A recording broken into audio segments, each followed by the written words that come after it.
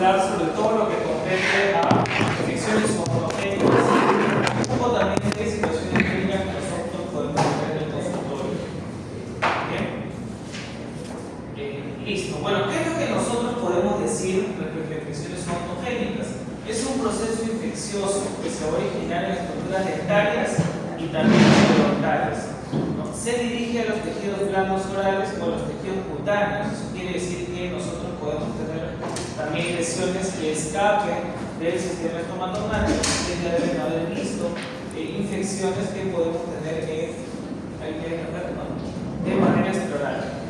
Bien, lo más básico, ¿no? Todos sabemos que la caries dental es multifactorial, ¿no? Y predominan principalmente, recuerdan las caries, ¿cómo se llama? El estreptococcus, ¿no? Principalmente, y acá lo que nosotros vamos a tener es un pH mucho más ácido, ¿no? Mucho más ácido, por lo tanto vamos a tener una pulpitis, posteriormente una necrosis y al último vamos a tener probablemente una infección a nivel apical.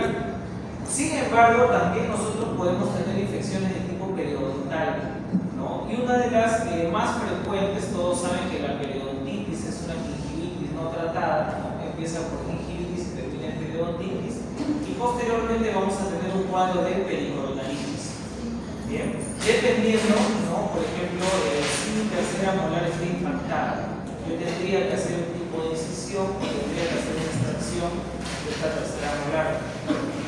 Traumatismos dentales también. ¿Por qué generalmente, por qué creen ustedes que un traumatismo dental podría causar una infección posteriormente? ¿Por qué? Exposición de la pulpa. Una exposición de los túbulos dentarios, no necesariamente, porque si tú tienes, por ejemplo, imagínate que acá tienes el vórtice fracturado. ¿No? Si tienes el vórtice fracturado, posteriormente podrías tener un proceso infeccioso, sí, pero en este caso es porque cuando hay un trauma, generalmente en alguna pieza dentaria, a nivel de la pulpa vamos a tener una inflamación, ¿no? Y eso también es una pulpitis, y posteriormente puede desencadenar también una necrosis. Otro punto importante también es la oclusión. Todos han llevado oclusión, ¿no? ¿Qué relación también es esta? Clase 1, no, 3. ¿Cuál? 3. Clase 2, ¿no? Tenemos una relación canina clase 2. ¿Y la relación molar?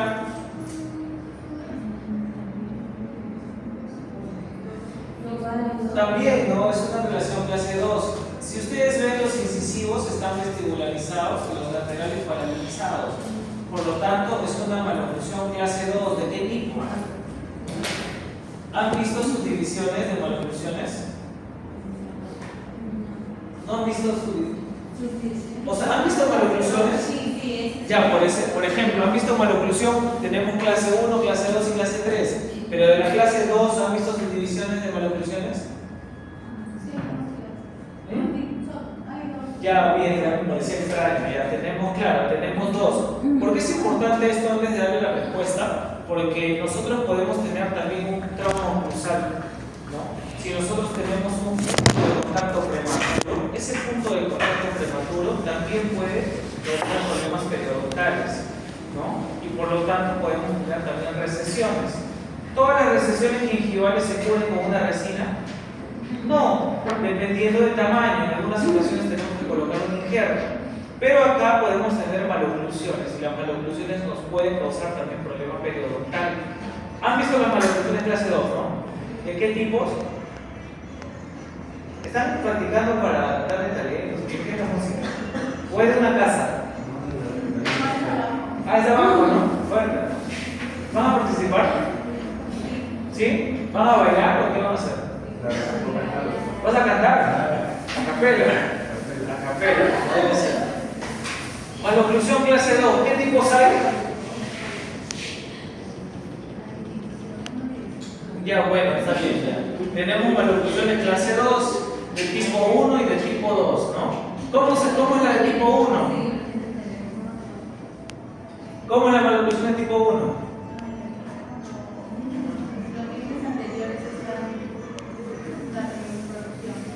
¿Están qué? No, ustedes ya no están en cuarto ciclo. No me hagan así sobresalir.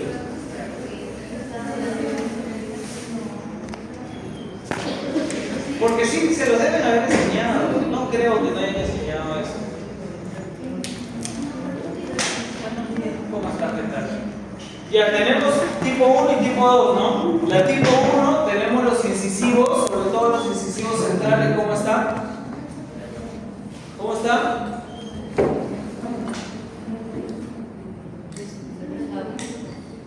Vestibularizados, ¿no? Y el incisivo lateral está normalmente palatinizado, no para atrás, está palatinizado.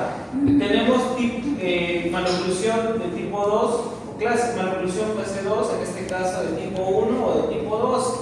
Y también tenemos una subdivisión. ¿Les han comentado la subdivisión también? ¿No? Podemos tener subdivisión izquierda o subdivisión derecha. Acá tendríamos del lado derecho, no lo sé, porque en el lado izquierdo no tengo la foto.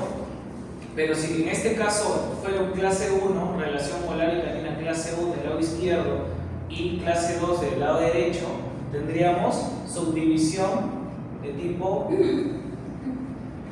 ¿Han visto esa parte, no? Ya bueno. Sería así en resumen. Tenemos una maloclusión de tipo 2, ¿ok? Una maloclusión de tipo 2 porque tenemos incisivos centrales vestibularizados, laterales palatinizados, ¿ok? Y tenemos una subdivisión de la maloclusión también, es subdivisión del lado derecho, porque yo no he visto el lado izquierdo. Y adicional a esto todavía tenemos otro tipo de clasificación dentro de la maloclusión clase 2.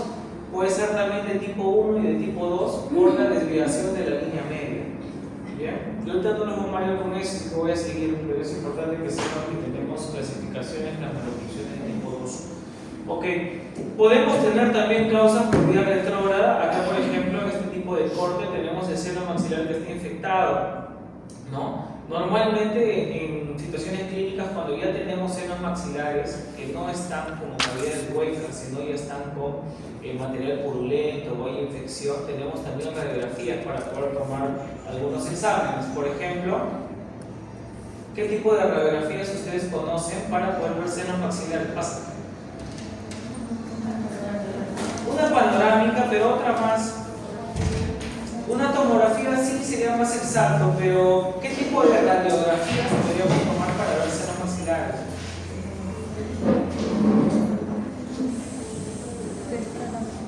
En imagenología no han visto tampoco, porque normalmente con una panorámica ni el otorrino le piden panorámica al paciente. Hay una radiografía que se llama radiografía antero-posterior o de Waters. Deben haber escuchado, el paciente está con la cabeza hacia atrás, ¿no? Para ver qué tan localizados están los senos maxilares. Nosotros podemos causar también iatrogenias de manera accidental en infecciones dentales. Sí, por ejemplo, ¿qué pasa si yo tengo una infección muy grande? ¿Qué pasa si yo tengo un proceso infeccioso? ¿No? Vamos a poner este de acá, ¿no? Nosotros tenemos acá una infección a nivel palatino, que es bastante extraño, porque las infecciones normalmente empiezan por vestibular. ¿Por qué? ¿Por qué creen ustedes que primero encontramos fístulas por vestibular con mayor porcentaje que por palatino? La respuesta es sencilla. Han colocado anestesia palatina, ¿no? Han visto que no ingresa ni la mitad de la aguja, es menos de un tercio del bisel, porque automáticamente tú ya tienes el hueso palatino, ¿no? Por lo tanto, ese hueso de por sí tiene gran densidad y por lo tanto el paso de bacterias en el paladar es mucho más lento. Si ustedes se encuentran un paciente con una infección por palatino, eso ya es crónico, debe tener más de un año y esa infección.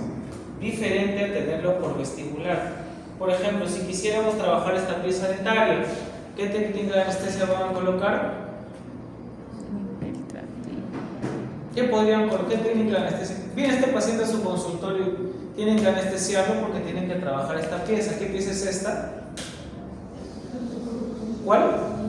No es la 2.1. La 6.1, ¿no? La 6.1 que tiene una restauración, que está en mal estado, hay bacterias y por lo tanto tenemos una infección, tenemos una fístula. Bien, entonces si viene este paciente a su consultorio, ustedes tienen que anestesiarlo. Sí. ¿Qué técnica de anestesia van a hacer? ¿Cuál? Nasopalatina.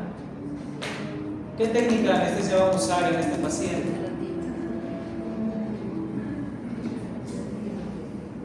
Yo les voy a hacer el examen parcial, así que si tienen que estudiar, eso sí lo es. Ya no voy a recibir notas ni doctor.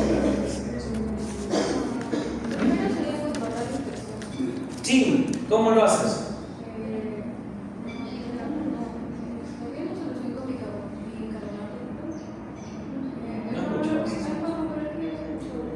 Ya, pero exactamente qué es o qué usa. Para empezar, si viene ese paciente a su consultorio, ¿lo pueden anestesiar o no? No. ¿Por qué? Sí, ¿y dónde va? ¿Qué técnica de anestesia? Por eso utilizan acá. Una intrapulpar. Y un intrapulpar tendrá que colocarle acá para acceso a la cámara. Puedes colocarle palatino, sí, pero va a tener dolor igual. Tienes que colocarle una anestesia infiltrativa o supraperióstica. Pero ¿cuál es el problema acá? Nosotros, ¿dónde aplicamos la anestesia infiltrativa? ¿En qué zona? En el fondo de surco, y acá no hay fondo de surco. Entonces, ¿qué puedes hacer? Porque si tú anestesias, automáticamente vas a diseminar la infección. ¿Qué haces? ¿Cómo haces en su casa? Tienes que hacer una incisión, tienes que drenar, porque si tú no drenas, tú le puedes dar a este paciente fármacos por 10 días, hasta un mes si quieres, y va a regresar igual. Tú tienes que drenarlo, ¿no? ¿Qué tipo de incisión haces acá? Una lineal, ¿no? Haces una línea, lo drenas. Lo mismo en el paladar. Haces una incisión lineal, drenas, y tienes que medicarlo, porque la endodoncia en este diente nunca va a parar de supurar si es que no drenas la lesión. Bien, por eso es importante que ustedes también reconozcan algunas situaciones para que no cometan errores. Ustedes acá infiltran, diseminan la infección y ese paciente al día siguiente va a estar con la cara hinchada. Cuadros de pericoronaritis también.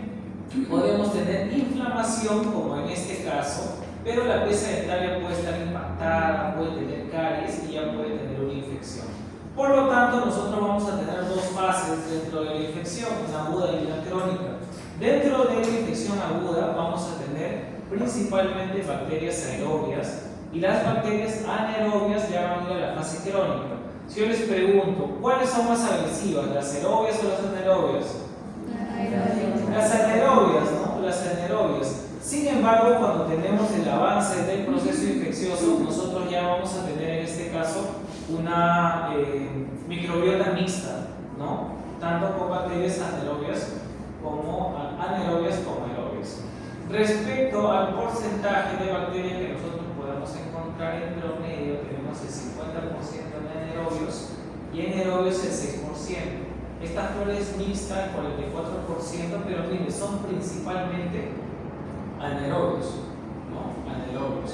Ahora, respecto a la cantidad de bacterias o los tipos de bacterias que podamos encontrar, tenemos principalmente el Streptococcus mutans, y en aerobios tenemos la velonera, que sí es un poco negativo, principalmente de estos dos. Este es el que se encuentra en mayor porcentaje, ¿no?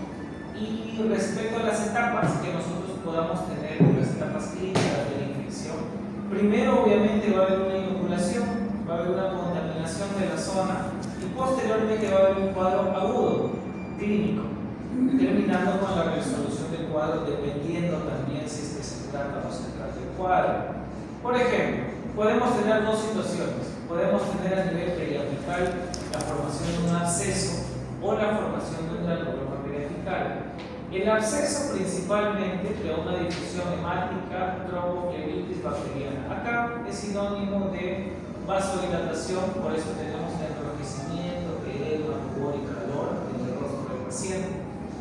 Fistulización y una fístula mucosa cutánea, que casi siempre el paciente les va a decir: doctora, tengo acá, ellos mencionan casi siempre, tengo un granito acá, y encima son graciosos porque le dicen, yo lo reviento y luego se vuelve a formar. Siempre pasa eso, entonces eso ya posteriormente va a ser crónico y podemos tener ya otro cuadro que puede ser una celulitis facial si es que no se trata de este absceso que podemos tener, esta fístula que podemos tener a nivel de la mucosa.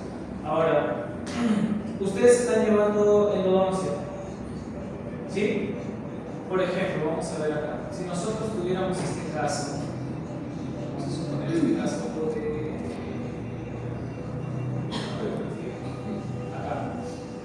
Vamos a suponer que viene este paciente y tiene en este caso una fístula, pero no tengo la imagen, pero vamos a imaginarnos que este diente tiene prácticamente la misma anatomía que este diente de acá, con la misma fractura, está callado y demás, y que la fístula esté en el medio de los dos dientes. ¿Cómo ustedes hacen para identificar dónde está la infección? Como un cono de Utapercha. ¿Cómo se llama eso? Una fistulografía, ¿no? Bien, porque tienen que anestesiarlo porque el paciente le va a doler. ¿Qué cono de Utapercha pueden usar? Sí, más o menos. No vayan por el error del papel, ¿no? Luego, si este absceso no es tratado, nosotros podemos pasar a otro cuadro. Podríamos tener la presencia de un granuloma periapical, que ese sí va a desencadenar un quiste, y por lo tanto vamos a tener exodoncias asociadas a esta lesión, similar a los osteomelitis. Los osteomelitis, el término, ¿sí lo conocen? Es la infección y la inflamación de los maxilares, de los huesos maxilares. ¿Cuál es el problema acá? Principalmente al haber tejido purulento, al haber necrosis del tejido óseo, el paciente en muchas ocasiones no solamente pierde la pieza que está asociada al cuadro osteomelitis, sino los maxilofaciales necesitan prácticamente limpiar toda la zona del cuadrante. Entonces a veces el paciente pierde la pieza 8, pieza 7, pieza 6. Es bastante complicado. Esto sí se trata de quirófano, ¿no? El paciente tiene que estar con una situación profunda. Este es un cuadro comparativo, ¿no?, entre edema, celulitis y absceso. El edema, que casi siempre nosotros lo podemos tener, por ejemplo, si accidentalmente colocamos una anestesia intraocular, de repente un vaso sanguíneo, ¿no? Otra situación clínica, la manipulación durante el procedimiento quirúrgico, ¿no? Siempre que un paciente le diga, doctora, ¿cuánto tiempo se va a demorar en la extracción o en el procedimiento? Siempre den un tiempo referencial. Bien, nunca le digan, no, 5 minutos, 10 minutos, acabo de llevar mi curso, yo estoy recontra actualizado, porque en este caso pueden tener inconvenientes durante la cirugía, ¿no? El tiempo siempre va a ser relativo, trate de no dar un promedio exacto, porque el paciente se pone bastante ansioso. Ahora, podemos tener un cuadro de celulitis facial también, es mucho más grande. Acá ya vamos a tener inconvenientes no solamente con los maxilares, sino también estas infecciones pueden ir de manera ascendente, ¿no? Por lo tanto, podemos tener inconvenientes también con los párpados. Respecto a los abscesos, ¿no? Los abscesos, a diferencia del edema y la celulitis, no, del edema, el absceso y la celulitis en muchas ocasiones nosotros lo podemos drenar, ¿no? Tenemos que hacer un drenaje. Por ejemplo, en un absceso, si yo tuviera una fístula, tengo que hacer una incisión. Si yo tuviera, por ejemplo, un paciente con una celulitis facial, ese paciente muchas veces no lo voy a tener en consulta privada, no tiene que ser derivado al hospital, porque hay que colocar en algunas situaciones un catéter para que empiece a drenar ese tejido. Pero, por ejemplo, acá tenemos edema, celulitis y absceso.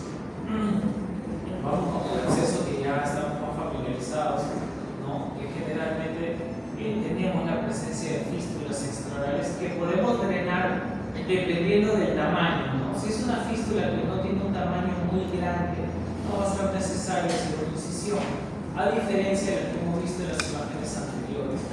Cuadro de celulitis facial es más complicado, ¿no? Miren el lado derecho, tenemos inconvenientes también en los párpados, y hay una simetría, ¿no?, a nivel del ángulo de la mandíbula. En edema también, ¿no? En edema también.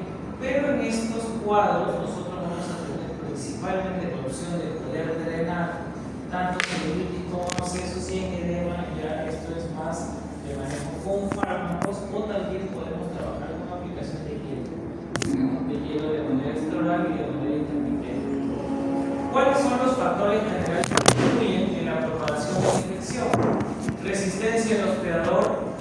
acción del tratamiento y el agente microbiano.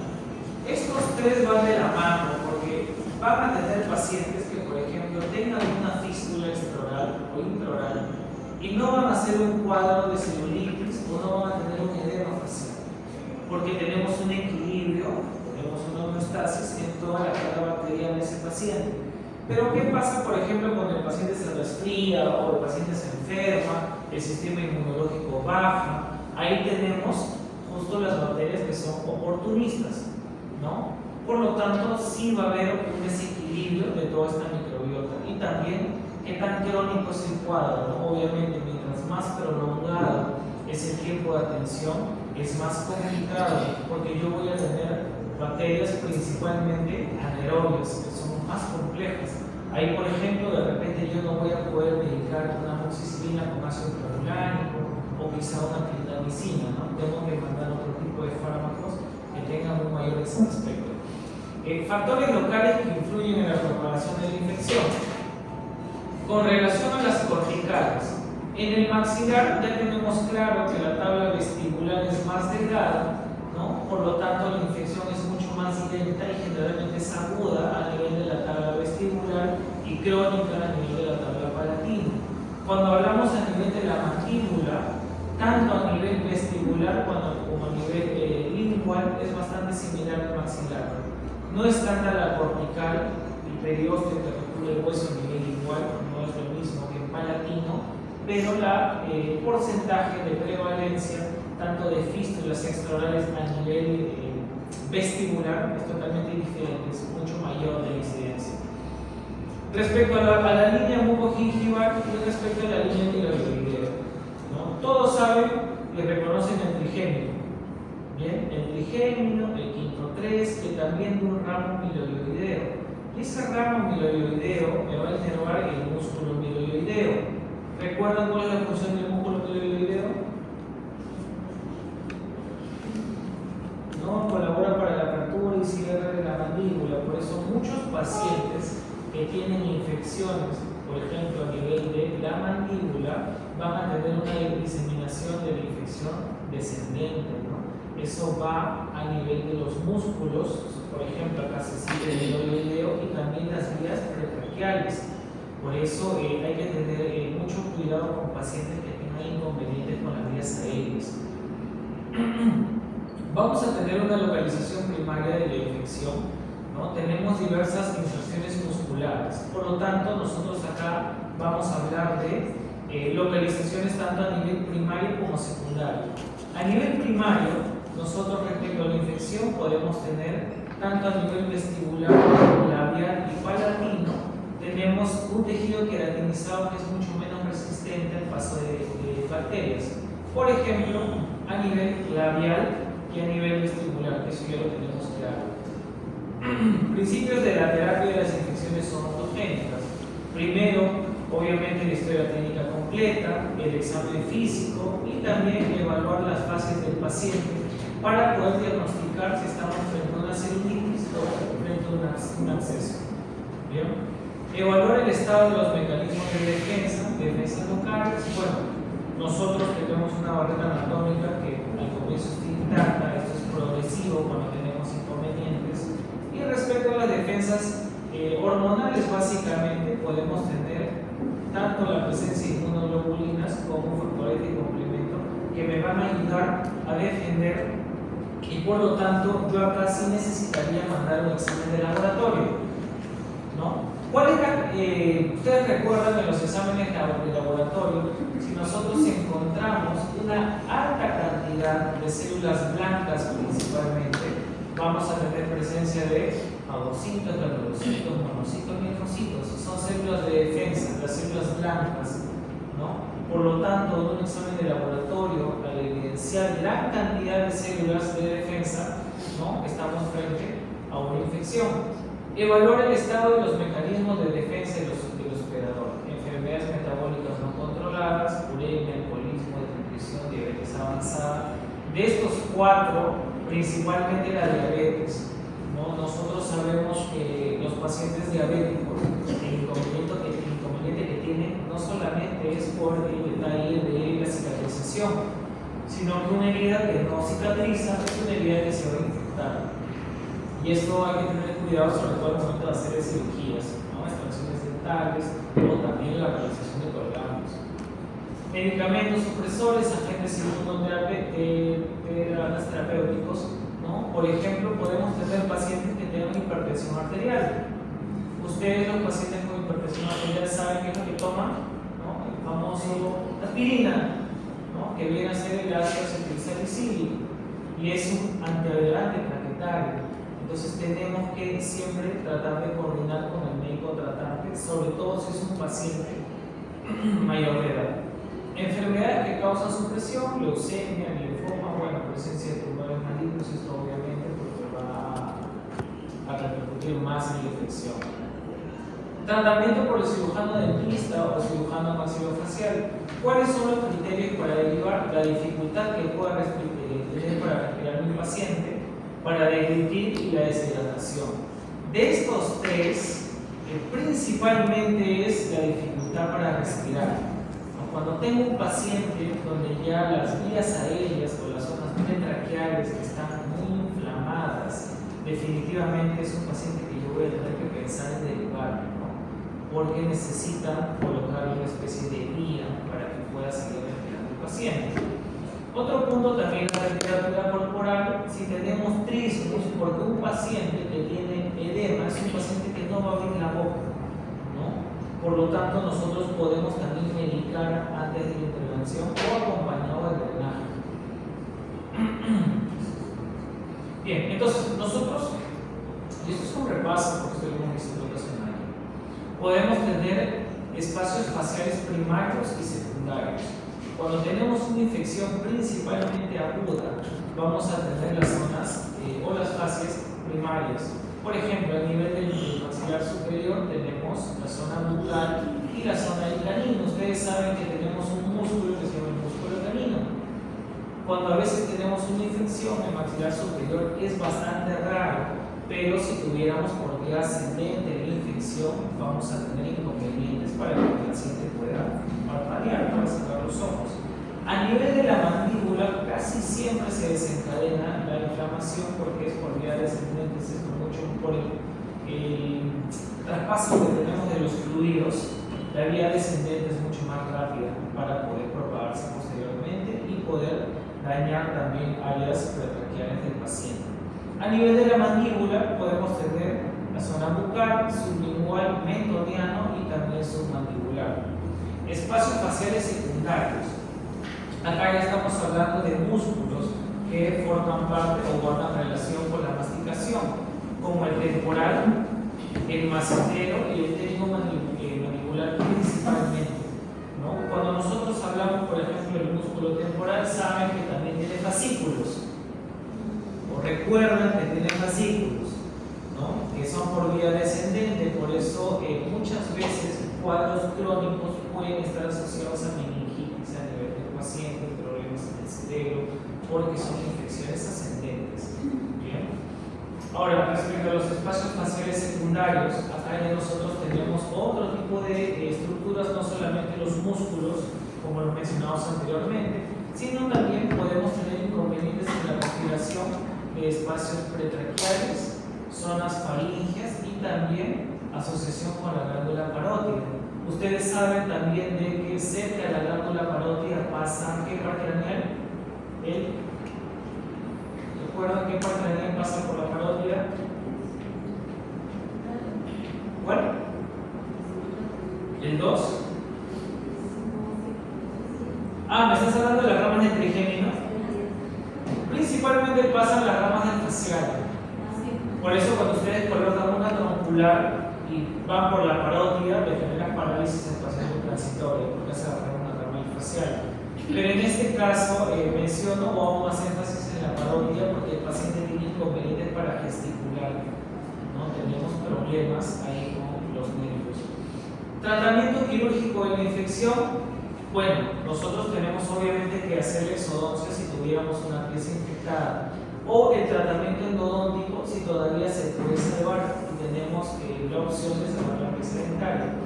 Otra opción tendríamos el drenaje por vía quirúrgica, una incisión lineal, como me han comentado, o si tuviéramos un cuadro de celulitis, tendríamos que colocar un canal, ¿no? Tendríamos que colocar un catéter para que drene toda esa infección.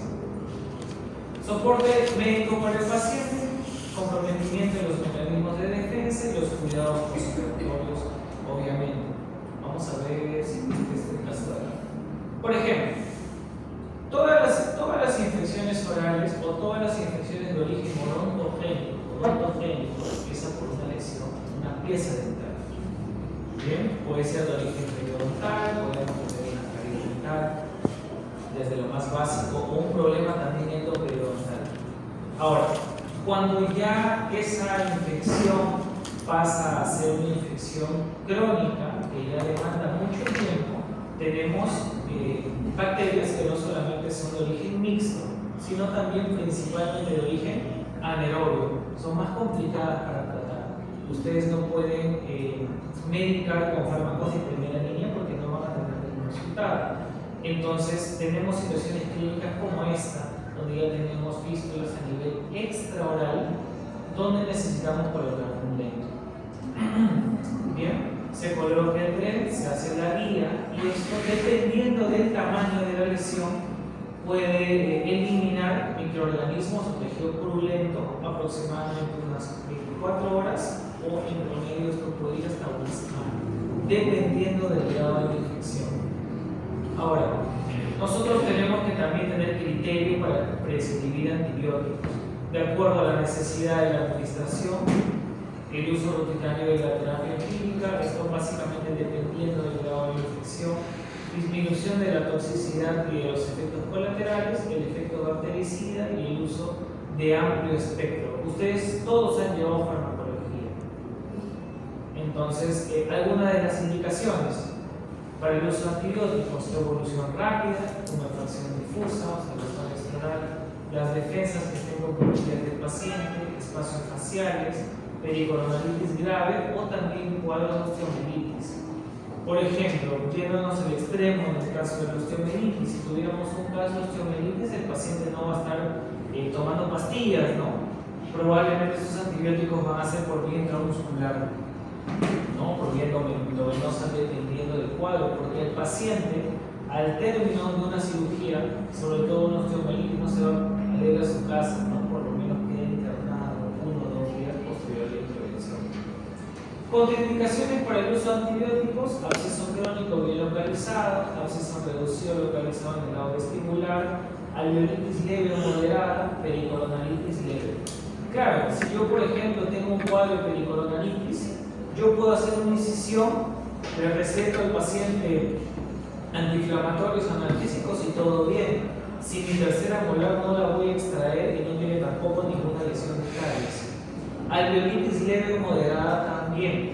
La alveolitis, ¿no? El término itis ya me indica inflamación. Pero en cuadros de alveolitis también nosotros podemos abordar de otra manera. Por ejemplo, si yo tuviera una alveolitis húmeda, ¿qué opción de tratamiento yo pudiera obtener al paciente? Porque la alveolitis se puede presentar de dos maneras, ¿no? Y no siempre van a mandarle antibiótico al paciente, ¿no?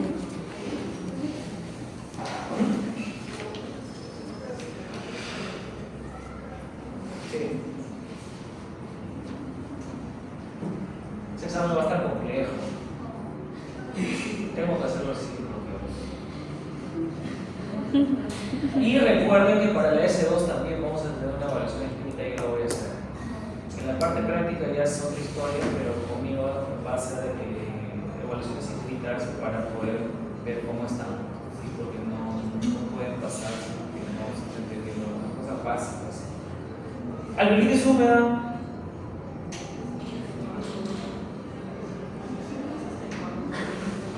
Ok, si hay una alveolitis húmeda, tienes un coágulo, ¿cierto? Ok, si tienes un coágulo, entonces, y el paciente tiene la alveolitis húmeda, ese coágulo está infectado. Bien, entonces, ¿qué es lo que tendrías que hacer ahí, por ejemplo? Por eso, quiero hacer énfasis acá porque son cosas que les va a pasar. ¿Raspas el coágulo?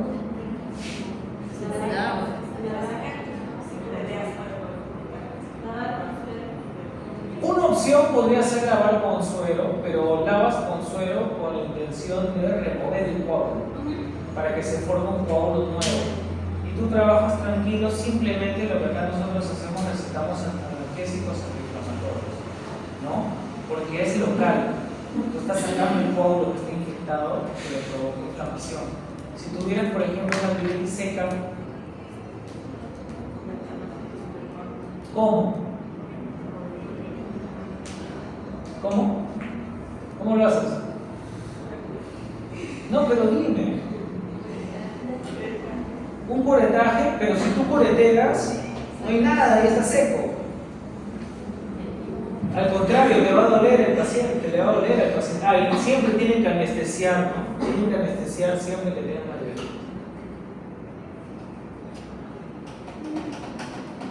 Otra opción que nosotros podemos manejar, por ejemplo, si tuviéramos una alveolitis húmeda, ¿no? Si tuviéramos una alveolitis seca, anestesiamos al paciente. Luego, al anestesiar al paciente, tendríamos que colocar algún apósito que ayude a la formación de un coágulo nuevo. ¿Cierto? ¿Cuál? Si tú colocas una esponja de colágeno, que es una opción, la esponja de colágeno necesita sangre para que esa esponja pueda producir posteriormente un epitelio de cicatrización. Pero si tú tienes una cavidad, si tienes un hueco, no tienes coágulo, ¿no? Una opción podría ser esa, pero lo que podemos tener a la mano casi siempre podemos utilizar, hay un cicatrizador que se llama Actiogel, ¿no? Las fibras de ese Actiogel son fibras que le va a ayudar al epitelio a formar un coágulo nuevo. Otra opción también que tendrías que hacer, evaluando el tamaño del alveolo expuesto, puedes suturar también, ¿no? Y tienes que hacer un lavado muy delgado, pero depende, ¿no? Depende, porque hay pacientes que, por ejemplo, ustedes curetean y nunca sangran, porque pueden estar tomando también algún antibiótico o algún fármaco. ¿Cuáles son los fármacos, por ejemplo, que pueden causar inconvenientes en la cicatrización?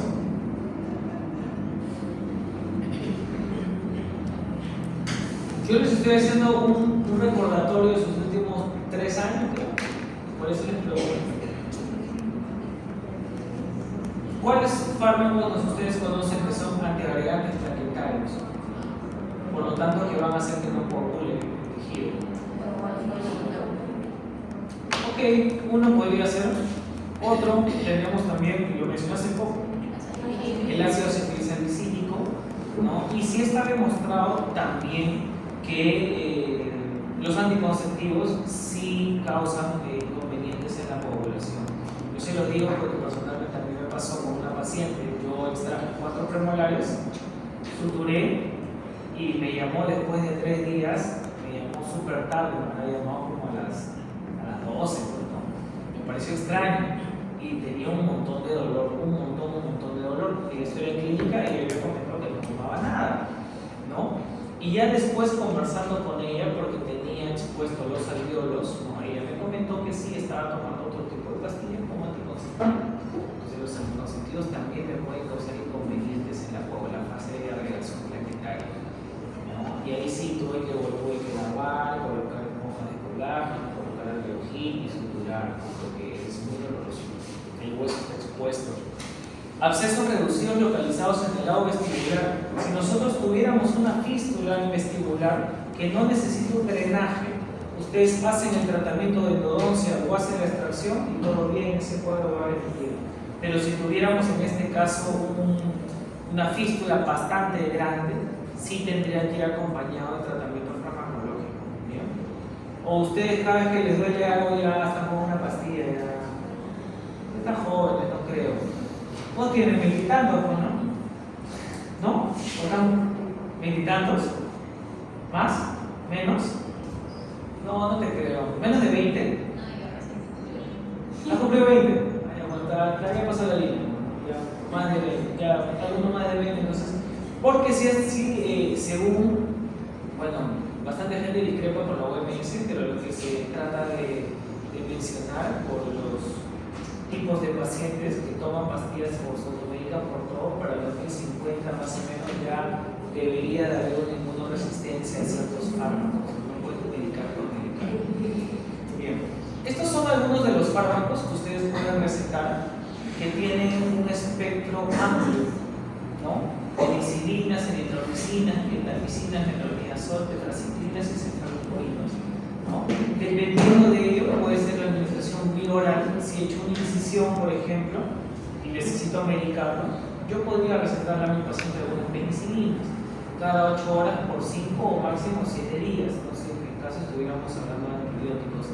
Diferente ya sería si yo estoy tratando metronidazol, tetraciclinas, cefalosporinas, que son fármacos de amplio espectro, que están principalmente indicados cuando vamos a trabajar cuadros, por ejemplo, de una celititis facial, ¿no? O deben haber escuchado la angina del útero, ¿no? Donde ya se invaden espacios anatómicos secundarios que comprometen la vida del paciente. Indicaciones, en este caso, para un antibiograma. ¿Dónde les voy a explicar eso? Diseminación rápida, infección postoperatoria, cuando no responden al tratamiento convencional, cuando es recidivante, cuando la infección vuelve a aparecer, dependiendo cómo estén las defensas del hospedero, si tengo cuadro osteomielitis o sospecha de actinomicosis. ¿Qué quiere decir esta diapositiva de acá? Muchas veces nosotros podemos también hacer un estudio anatomopatológico, ¿no? Por ejemplo, si yo tuviera un paciente con una celulitis, se hace el drenaje, remite el cuadro y posterior a 1 o 7 días o incluso 10 días el cuadro vuelve a inflamarse, yo necesitaría hacer un cultivo y por lo tanto pueden tomar también una biopsia de la muestra, por ejemplo acá ya he estirpado toda la lesión, pero por ejemplo podríamos también tomar una biopsia justamente para saber cuáles son los tipos de bacterias que están inmersas en esa lesión para yo saber exactamente qué medicar, ¿sí? Y saben también qué tipo de biopsia se podría realizar, ¿no? ¿Qué tipo de biopsia podría realizar, por ejemplo, para una lesión de contenido líquido? Sí, tendrían que hacer una aspiración por aguja fina, tendrían que aspirar porque es contenido. ¿Eso iban a decir? Pero dilo, pues, muy triste cada todos los miembros. Sí, una aspiración por aguja fina porque es de contenido líquido, ¿no? A veces nosotros podemos también hacer cultivos para saber exactamente a qué tipo de bacterias nosotros nos enfrentamos. Bien, listo chicos, voy a hacer un paro ahí, quiero comentarles algo breve. Nosotros, bueno, la próxima semana, como ustedes saben, es feriado, no sé si me toque